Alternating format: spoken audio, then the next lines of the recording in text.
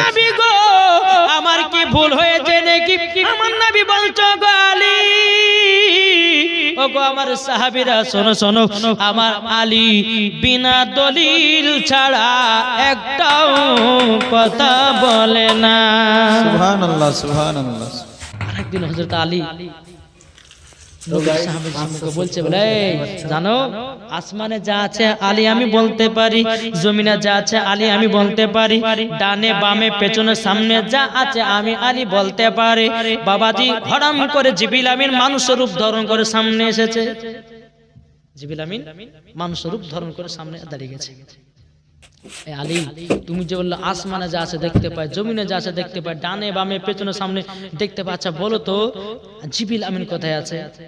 হযরত আলী আসমানে তাকালেন বাবা দেখতে পেলেন না, জমিনে তাকালেন দেখতে পেলেন না, বামে তাকালেন দেখতে পেলেন না, ডানে তাকালেন দেখতে পেলেন না, পেছনে তাকিয়ে যে দেখতে পেলেন না, সামনে তাকিয়েছে যে আপনার হযরত আলী বলছে বলো গো আপনি হলেন জিবরিল।